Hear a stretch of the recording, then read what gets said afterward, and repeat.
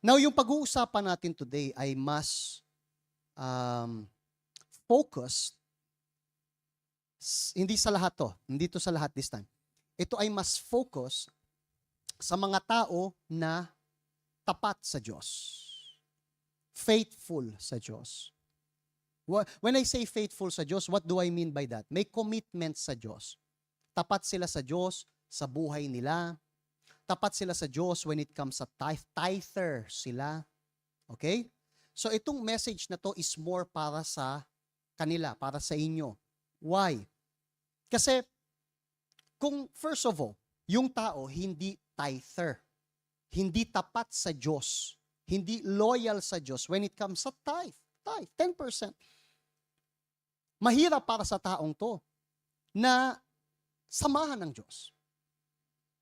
Kasi sinabi ng Diyos na, sabi rito sa 1 Samuel 2 verse 30, pararangalan ko ang nagpaparangal sa akin. Ngunit, ano daw? Pababayaan ko ang nagtatakwil sa akin. So, as you can see, kung paano natin itrato ang Diyos, yun ang trato niya sa atin. Tinuturuan natin kayo na maging tither. Hindi dahil sa kailangan namin ng tithe ninyo. And by the way, yung tithe ninyo hindi ganun kalaki. And by the way, isa pa, dagdag pa dyan. Alam ninyo kung gaano kasagrado ang tithe. Kung gaano kasagrado ang offering. Sinasabi namin sa inyo kung saan namin ginagamit yan. Nakikita ninyo kung saan napupunta yan. Kaninang umaga, shinare ko sa mga umattend sa service ng 7 a.m. kung gaano ako ka-disappointed and galit. Not just disappointed, galit. Nung marinig ko yung kwento sa akin ni Marge, patungkol sa isang nag-share, may kumausap kasi kay Marge, sa asawa ko, and shinare sa kanya yung tungkol sa tithe. Kasi iba-iba tayo ng kinalakihan. Karamihan sa atin lumaking Katoliko. Ako sa Kristan dati, hindi ko narinig yung tungkol sa tithe. Bilang Katoliko, hindi ko narinig yung tungkol sa tithe. Ewan ko po kayo, baka sa inyo tinuro. Sa akin hindi. Sa akin hindi. Ang pagkakaintindi ko is that yung mga Catholic tulad ko dati, hindi natin narinig yung ikapo. Walang ano. Naririnig natin yung alay, mga handog. And then, I remember, nung sa Kristan ako, pag oras ng handog, merong basket na ginaganyan. Basket o yung panungkit na ginaganon, right? Sa bawat upuan. Pero hindi tinuro yung ikapu, nothing like this. Walang ganon. Now, meron namang iba, galing sa ibang church, hindi Catholic, siguro naka-attend na sa ibang Christian church, at doon narinig nila yung tithe. Kasi usually ito ay language sa Christianity, yung tithe, okay? Kaya lang, yung narinig nila, yung turo na ibinigay sa kanila, mali. Pagdating sa ikapu, mali, na parang ang ikapu ay parang tax na kailangan mong bayaran sa church. So much so, na yung taong nag-share kay Marge nung istorya patungkol sa tithe, ang sinabi niya, doon sa pinanggalingan niyang church, tinuturuan yung mga members na kung magpapadala ng tithe, ihulog sa account ng pastor. Sa bank account ng pastor.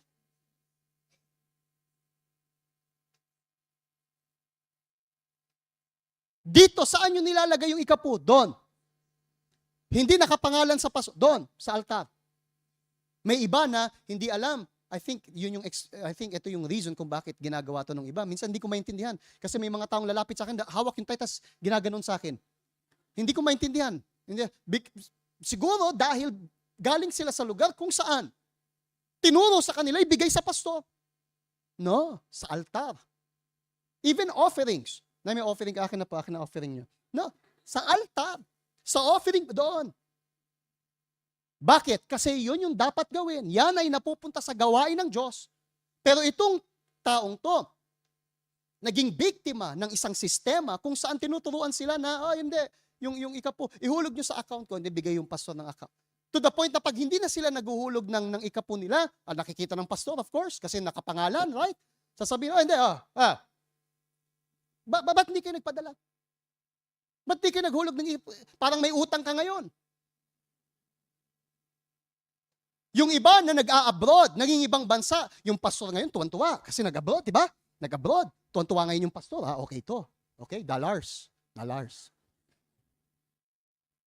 Pag hindi na nagpadala, tatawagan ngayon, ano nangyayari sa'yo? Nag-abroad ka lang, hindi ka na nagpapadala ng ikapo mo. Sinisingil yung tao, at yung tao ngayon nakukonsensya, nagpapadala. So hindi sila nagbibigay ng ikapo sa sagradong paraan. Hindi nila, naging pabigat ang ikapo sa kanila. At ang Diyos, hindi gusto yan. Kasi ang ikapo ay sa Diyos. Sabi sa Malakay, ang linaw doon, dalhin nyo ng buo yung ikapo ninyo sa tahanan ko para matugunan ang pangangailangan ng tahanan ko. Hindi niya sinabi, ibigay mo sa pastor yung tithe mo. Okay? Bigay mo dun sa pastor, sa ano niya, sa BDO. Sabi ni Jesus. No, sinabi niya, dalhin niyo sa tahanan ko. Ang ikapo ay para sa gawain ng Diyos, hindi sa pastor. Bakit? Kasi yung mga pastor, yung gawain ng Diyos ang magpo-provide sa UCKG, for example. Kaming mga pastor, meron kaming allowance na nagmumula sa church. And that's it. Hindi ako kumukuha ng allowance ko sa inyo. Do you think right now, maraming tao sa church, okay? Kung lahat kayo magbibigay ng tigi 1 million bilang tithe ninyo, okay? Sinong gusto magbigay ng tithe? 1 million? Oh, amen. But let us suppose lahat kayo nagbigay. Pinag-pray ko kayo, na-bless kayo. 1 million yung tithe niyo. Wow, wow. Do you think ako ay merong bonus dahil umatin kayo sa service? Sa service ko kayo na-bless. So, ako, ako ang nagturo sa inyo, kaya kayo na-bless. So, ako ay may bonus. Do you think ganun dito sa UCKG? No. It's the same thing. Bakit? Lahat ng binibigay nyo pupunta sa gawain ng Diyos. Napaka-transparent namin sa inyo pagdating sa tithe, pagdating sa offering, kasi sagrado yan. Pero dun sa pinanggalingan ng nilalang, my goodness, yung pastor doon, sinasabi, hindi, lagay mo rin. And then nagugulat daw yung mga member kasi nakikita nila sa Facebook profile ng pastor, andun, nagtutour around the world, andun, right? Andun siya sa, ewan ko kung saan, mga tulisan. I'm telling you, malaki ang babayaran ng mga taong ganyan sa Diyos. Binababoy nila yung gawain ng Diyos. Kaya may mga tao ayaw magbigay ng tithe. Sa isip nila, yan, tithe nagpapayaman sa pastor. Kasi yun yung nakikita nila. Ganong in reality, ang tithe ay sagrado. Kaya lang mali yung itinuro sa'yo ng mga tulisan. Mga tulisan ang nagturo sa'yo ng mali. But I am here to tell you, ang tithe ay sagrado. Yung tunay na tithe, yan ay sa Diyos. Isinusumpa ang sino mang hahawak niyan sa maling paraan. Naiintindihan nyo, sinasabi ko. I am not here to convince you at, sinasabi yan ni pastor para, makumbinsi ako magbigay. No, gusto mo magbigay ka. Ayaw mo, nasa sa'yo. Ikaw ay welcome sa church palagi. I just need to clean yung utak ninyo pagdating dyan. Ang ikapo ay sa Diyos. Period. Kung naggaling kayo sa isang samahan na mali yung naipasa sa inyo, unfortunately, alisin nyo yung mali siyang yan sa utak nyo. Kasi unless ikaw ay tither, mag-isa ka, pararangalan ng Diyos yung nagpaparangal sa Kanya. That's it. Pagka kayo po ay hindi faithful tither, ang hirap mag-pray sa Diyos, my God, baguhin mo yung finances ng... Ang hirap. Sarado yung pintuan mo. Sabi sa Biblia, may devouring spirit. May peste. At sino nabibiktima ng peste? Yung mga taong hindi tapat sa Diyos. So nandito ka, we pray, my God, please, pagpalain mo tong taong to, baguhin mo yung buhay niya, mabayaran utang niya. Pero kung ang tao hindi tapat sa Diyos, paano? Merong sitwasyon sa church na nangyari na I shared nung 2 weeks ago. I shared 2 weeks ago. Kasi minsan ako nagtataka, dito sa UCKG, pag nagpupunta kayo, yung mga tinuturo namin, napaka-practical. Ang daling intindihin. Mga turo tulad ng, kung kayo nagbabayad lang ng utang ninyo at yung binabayad nyo napupunta lang sa interest, hindi sa principal, mali yan. Hindi mauubos utang nyo ng ganyan. Nay, lakasan nyo po loob nyo. Pumunta kayo ngayon dun sa anong tawag? Sa financial, ewan ko, doon. Pumunta kayo doon, sa bangko, pumunta kayo doon, hanapin nyo yung manager. Yes or no? Huwag nyo pong kausapin yung yung mga collector, Yung mga clerk, huwag nyo kausapin no, yung guard. Walang kinalaman sila sa utang nyo. Hindi nila babaguhin yan. Wala silang kapangyarihan na baguhin yung listahan. Wala. Andun sila para mangolekta. Andun sila kasi trabaho nila. Ang hanapin nyo yung manager, siya yung may kapangyarihang mag-isip. Hanapin nyo siya, okay? Yun yung solusyon dyan. May mga tao na nagkaroon ng tapang, ginawa nila yon. Ngayon, yung utang nila, solve. Nabayaran nila. Pero yung iba, hindi magawa-gawa yan. Hindi nila sabi nila, hindi, pupunta, kasi narinig ko sa church. Okay, ang ganda, ang galing. Wow, ganun pala yun. Galing. Pero kapag gagawin na, hindi magawa-gawa. Andun sila sa labas, ay, pumasok na, nanginginig, right? Nanginginig. Para may epilepsy, nanginginig, right? Right? And then, kakausapin na. Excuse me po, ma'am, sabi doon sa clerk. Excuse me po, andyan po ba yung manager? Bakit? Wala kaming manager. Ay, okay po. Tatawag sa pastor, wala daw manager. Believe it or not, nakakatanggap ako ng tawag na ganyan. Pastor, ginawa ko yung sinabi mong kausapin sila, sabi nila wala daw. And then, ano nang gagawin ko? Ewan ko kung anong gagawin nyo, Nay. So, you see, yung tao gustong gawin yung sinabi natin, yung payo, pero hindi magawa. May iba naman, pumunta doon, gusto kong kausapin yung manager. Wala. Paano wala? So ano tong trabaho nyo? Kahit sino pwedeng magpatakbo, kahit yung mama na yon. Kayo po yung boss? Lahat. Ate, siguro hindi nyo alam kung saan kayo nagtatrabaho. Bawat kumpanya may manager. Sino nag-hire sa'yo? Itong katabi mo? May manager kayo. Gusto ko pong kausapin yung manager ninyo.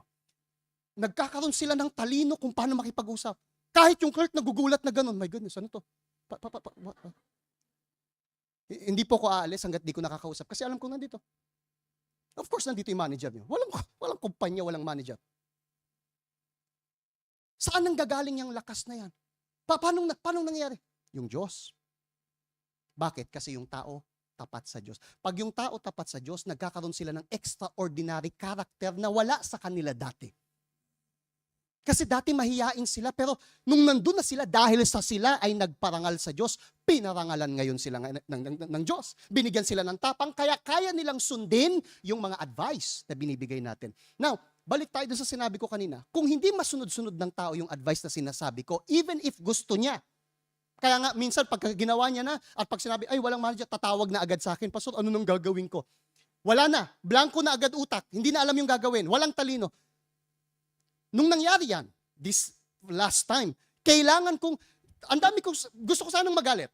Gusto ko magalit dun sa tao, sabi ko, Nay, my goodness, dapat po kinausap ninyo, Nay. Of course, ang gagawin nyo ganito, gusto nyo ilagay ko bawat salita sa inyo, gusto nyo magsulat na lang ako ng script. Yun yung gusto kong gawin. But then, suddenly yung Holy Spirit, binigyan ako ng ibang perspective. Sabi niya, sinabi ng Holy Spirit at that moment, sa akin, tinutulak mo yung taong gawin yung isang bagay na hindi niya magagawa. Bakit? Kasi, tanungin mo to. Sabi ko, okay, Nay, let's do this. Let me ask you something. Tapat po ba kayo sa tithe? Look at this. Nag-iba yung tanong. Ang tanong ko, kinausap mo na ba yung manager? Usually, ganun yung mga, hindi, Nay, naging matapang na kayo, ginawa yun. But this time, yung Holy Spirit pinaalala sa akin yung isang punto na napaka-importante na usually I don't ask. And so nakalimutan ko na lahat at tinanong ko isang tanong lang, Nay, tapat po ba kayo? Kayo po ba ay faithful tither? Yeah. Nagbibigay ako ng ikapunan. Hindi ko po tinatanong kung nagbibigay kayo. Ang tinatanong ko kung kayo ay tapat na tither. Kasi pwede kang magbigay pero hindi ka tapat. May mga tao nagbibigay ng tithe kapag kakaya nila. Ang sinasabi ko, tapat ka. Anumang dumarating, ang una sa utak mo, i-separate para sa Diyos. Kasi tapat ka. Meron kang commitment na yan. Takot pa nga. Takot. Hindi ko gagalawin to. Diyos ko po kasi, bago ko galawin, kailangan ma-separate ko na sa, yan ay commitment.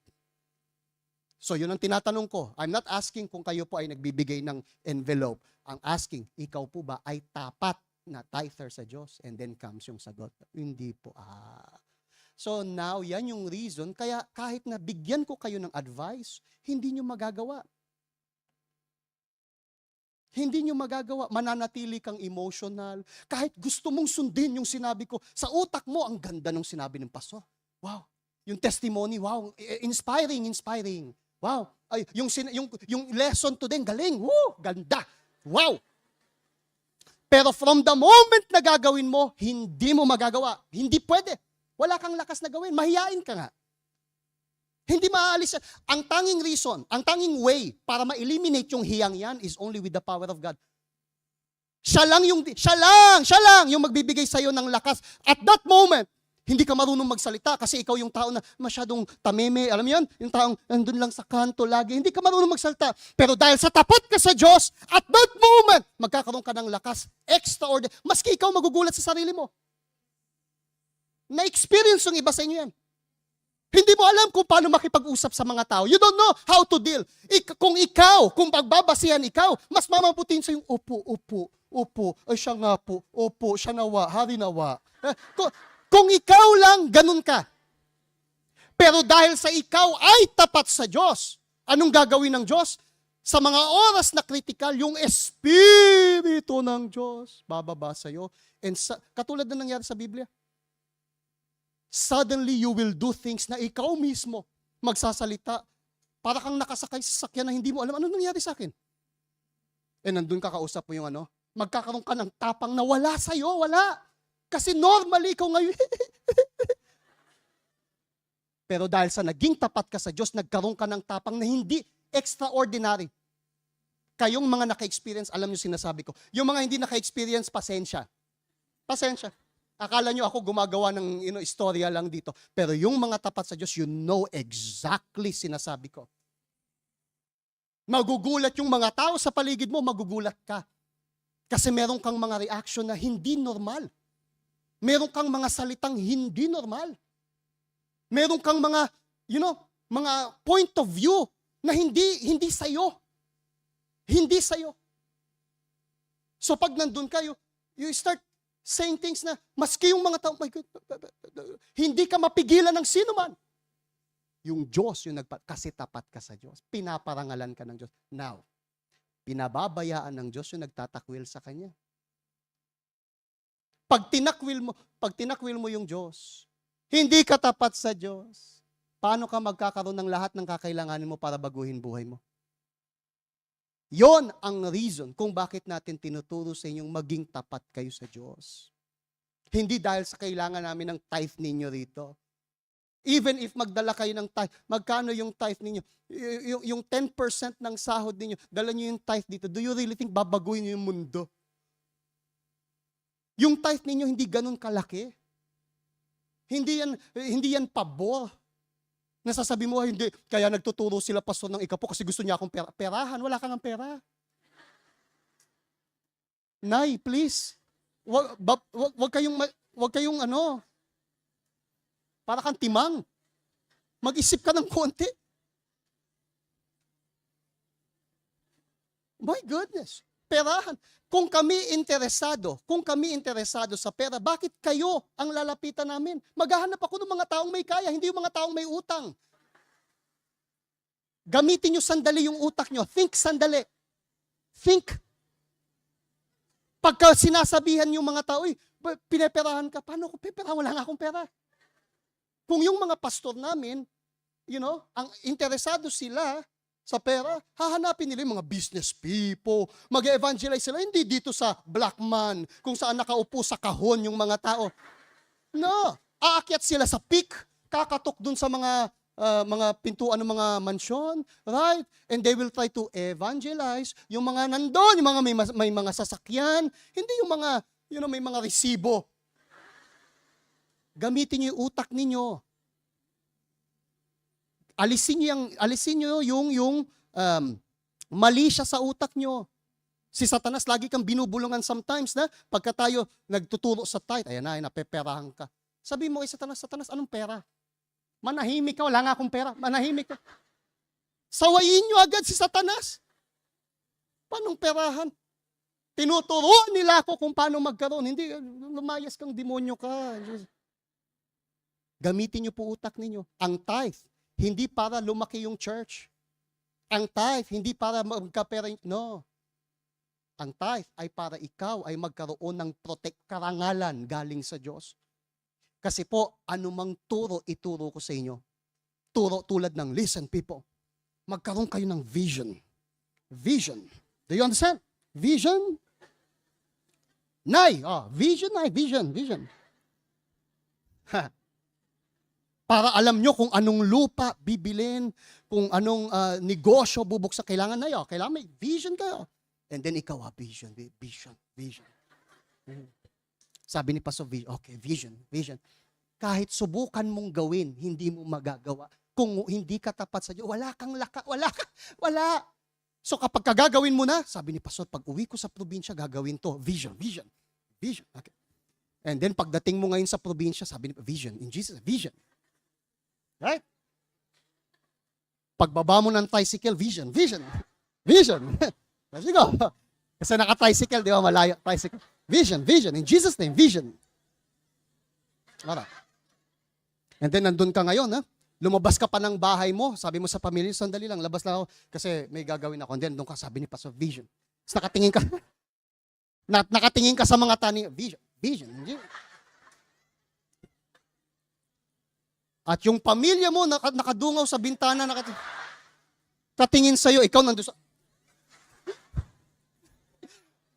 Iisipin nagkasira ka. Kasi kahit anong gawa mong ganyan, it will not work. Kasi hindi tapat sa Diyos. Pag ikaw tapat sa Diyos, you don't need yung ganyan. Pag ikaw tapat sa Diyos, pagbaba mo pa lang, nakikita mo yung hindi nakikita ng iba. At nagtataka ka, dati hindi ganun. Dati pag umuwi ka, lagi kang nakatingin lang sa hindi mo makita, ganun, right?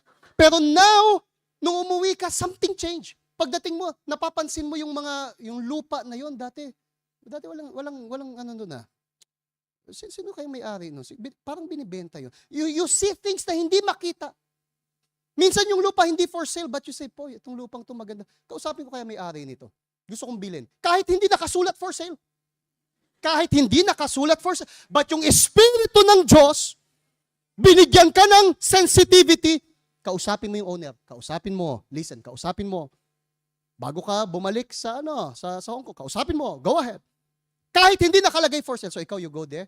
Excuse me po, sa inyo po yung lupa. Matanong ko lang po, binibenta niyo po yung lupa niyo? And then magugulat ka, actually, ibibenta ko pa. Wala pa nga, ibibenta ko pala. Magugulat ka. And then makukuha mo ngayon yung lupa na mas mura kesa dati. Kasi hindi pa nga nakasulat doon for sale. Ikaw yung una. Pero paano mo nalaman na ibibenta yun? Ganung wala pang for sale. Vision. Okay? Naintindihan niyo? Okay? Yung vision ng Diyos napunta sa'yo. You see things na wala pa ron. Ngayon, kung ikaw hindi tapat sa Diyos, kahit maglakad-lakad ka, maghanap, sometimes nasa harapan mo na yung opportunity, hindi mo makita. Bulag. Please understand, ang katapatan sa Diyos, nagpaparangal sa inyo. Hindi ko kayo tinuturuan magbigay ng tithe para magbigay ng 400 Hong Kong dollar. Please, kaliit ng utak ng mga tao. Listen, ang tithe is not about this. Ang tithe ay kapag naging tapat talaga kayo sa Diyos, siya na yung magbibigay ng lahat ng kakailanganin mo para magtagumpay. Kaya sabi ng Diyos, subukan nyo. Hindi ba yun yung sinabi niya sa Malakay? Ano sabi niya? Test. Test me. Subukan nyo. Subukan nyo po. If you try this, tingnan nyo kung anong gagawin ng Diyos. Tingnan nyo kung anong gagawin ng Diyos. I know. Yung mga tinuturo namin magaganda, but hindi nyo magagawa yan kung hindi kayo tapat sa Diyos. Imposible. Imposible po. Imposible. Maglalakas-lakasan ka lang kasi. Kunyari, malakas loob mo. Kunyari, vision. But wala. Peke, palyado. Pero kung ikaw talaga tapat sa Diyos, kahit nga hindi pa namin tinuturo, alam mo yung gagawin. Alam mo kung paano makipag-usap. Amen? Meron akong istorya. Just to finish and then we go. Okay? Para andun kayo sa labas na gaganong-ganon. Huwag niyong gawin yun eh. It's a joke, huwag niyong gawin yon. Baka mamaya makita ko kayo dun sa MTR. So, just to finalize this part and then we make yung final prayer natin. For example, meron akong istorya na tanggap recently ng isang tao na nagkaroon ng problema sa papel, sa mga papers niya. Nagkaroon ng problema, hindi problema sa papel, wala siyang problema sa papel, wala.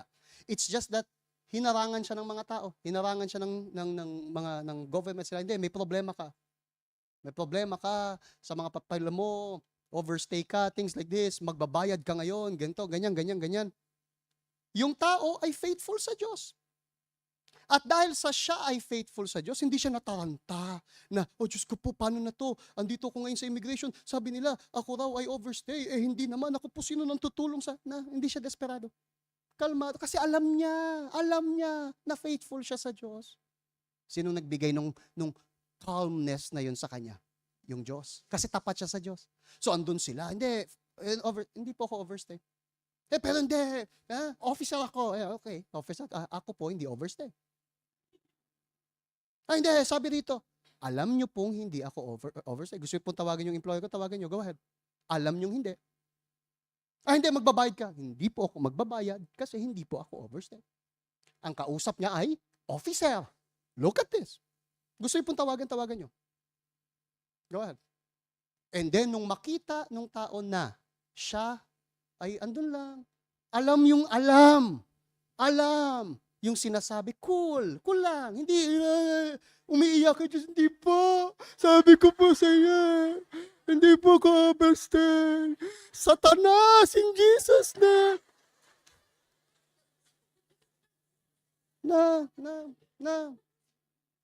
Alam niya. Sino kayang nagbigay nung kapayapaan na yun sa gitna ng ganyang interrogation? Katapatan sa Diyos, yung Holy Spirit. Sino kaya nagbigay nung tapang na sagutin yung officer? Alam nyo hindi ako overstay. Alam nyo. Gusto nyo i-check nyo, pero alam nyo hindi ako overstay. Magbabayad ka? No. Hindi po ako overstay, ba't ako magbabayad? Sino ang nagbigay ng Holy Spirit. Kasi pagtapat ka sa Diyos, sabi ni Jesus, huwag kayong matatakot kapag kahit kaharap ninyo mga hari, yung Espiritu Santo ang magsasalita sa pamagitan nyo. Yun ay kung kasama niyo yung Holy Spirit. Di ba? So yung katapatan niyang yun yung naging dahilan kaya yung walang magawa ngayon yung mga officer. Kasi talagang chinek, hindi naman talaga siya. And then okay, hindi, sige, go ahead. Pero imagine kung ibang tao to. Tatawag na yan kay pastor ngayon. Pastor, hating gabi, pastor, punta ka dito. Diyos ka pa. Kasi desperado yung tao. Pero kapag ikaw tapat sa Diyos, nagkakaroon ka ng tapang, talino, tamang salita, kalmado, mapagpasensya, kakaiba. Maski nga ikaw magugulat. Sa oras na yun magugulat, para kang napossess, sabihin natin ganyan, napossess. That's a nice word, napossess ng Holy Spirit. Kasi at that moment, ikaw ay, hindi, ikaw overstay. Hindi pa ako.